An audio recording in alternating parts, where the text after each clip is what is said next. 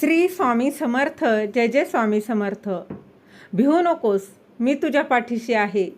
स्वामी भक्तीची प्रचिती दाखवणारी कथा नक्की ऐका. सुमनचा सोन्यासारखा संसार होता. नवरा राघव आणि मुलं या पलीकडे तिचं जग नव्हतंच. कारण मुलं आणि नवरा हेच तिनं जग मानलं होतं. सुमन शिकलेली असून तिनं गृहिणीपद स्वीकारलं. सुमनची आज सकाळी सकाळी कामाची घाई चालली होती. 2 मुलांचा नाश्ता, शाळेचा डब्बा, तिच्या नवऱ्याची कामाला जायची घाई, या सर्वांच करता करता तिची सकाळची रोजची कामाची लगबग ही सुरू असायची. त्यात आज गुरुवारचा दिवस. नेहमीप्रमाणे स्वामींच्या दर्शनाला गेल्याशिवाय तिला बरं वाटत नसे. स्वामींवर तिची खूप श्रद्धा होती. असा तिचा गुरुवारचा ठरलेला दिनक्रम नेहमीच असायचा. मंदिरात गेल्याशिवाय तिच्या मनाला समाधान मिळत नसायचं. स्वामींच्या दर्शनानं मनाला समाधान मिळे, त्याची कृपादृष्टी संसारावर राहावी एवढंच ती हात जोडून मागत असायची. आज मुलांचं आवरून त्यांना शाळेत पाठवून दिलं. नवरा ऑफिसला गेल्यावर सुमन थोडी निवांत झाली. छान साडी नेसून मनात मंदिरात जायचा विचार केला.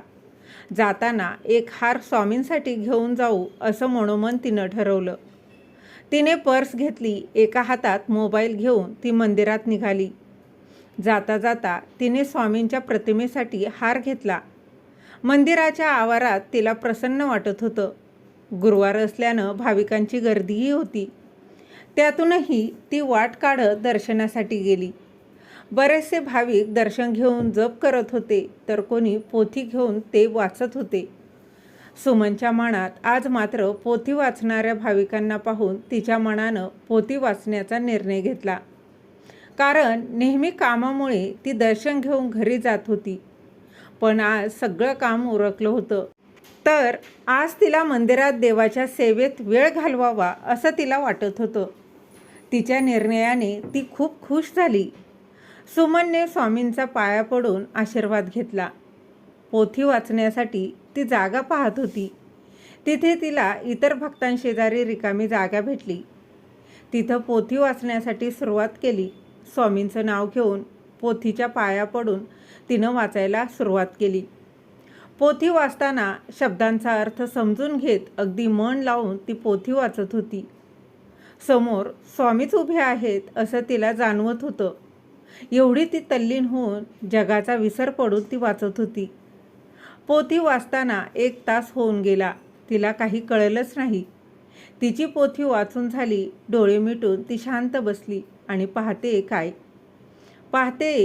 तर काय, स्वामी डोळ्यांसमोर तिच्या होते. ते चिंताग्रस्त दिसत होते. ते चिंताग्रस्त का दिसतायत हे मात्र तिला काहीच समजत नव्हतं. आता कोणाला विचारावं, असं का दिसले? जरा वेळानं खनखन फोनचा आवाज झाला. तिनं त्यातून बाहेर येऊन फोन घेतला. त्यात 32 वेळा नवऱ्याचा कॉल येऊन गेला होता आणि त्याकडे तिचं लक्षच नव्हतं. सुमन, तू कुठे आहेस? किती कॉल करतोय, तू घेत का नव्हतीस?